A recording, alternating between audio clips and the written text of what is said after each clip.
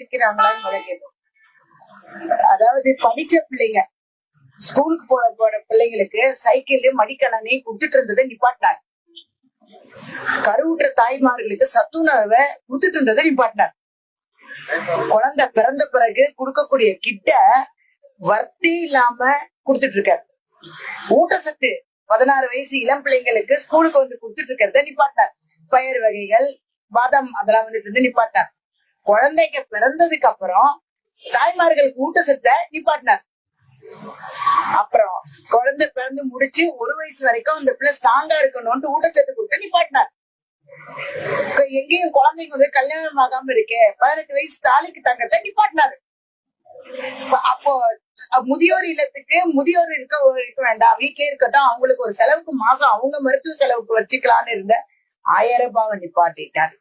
அப்ப இதெல்லாம் நிப்பாட்டி இருக்காருங்க, செய்யல. அடுத்து ஒரு குடும்பத்துக்கு அந்த 1000 ரூபாய் போதுமா? முதியோருக்கு பென்ஷன் கிடையாது, அந்த ஒரு குடும்பம் 1000 ரூபாய் வச்சு எத்தனை பேர் சாப்பிடுவாங்க? அதே மாதிரி பிள்ளைங்களுக்கு படிப்பு வசதிக்கு என்ன சொன்னாரு? எல்லா பெண்களுக்கும் நான் காசு கொடுக்கலங்க, நீங்க வேணா கேட்டு பாருங்க, கொடுக்கல. அடுத்து அந்த இப்ப பொங்கலுக்கு கொடுத்தாரா? கொடுக்கல. டாஸ்மார்க்க மூடுன்னு சொன்னார, எங்கெங்க அவரை காணோம், ரொம்ப நேரமா தேடிக்கிட்டு இருக்கும். டாஸ்மார்க்னால எத்தனை பேரு செத்து போறாங்க பிள்ளைங்க.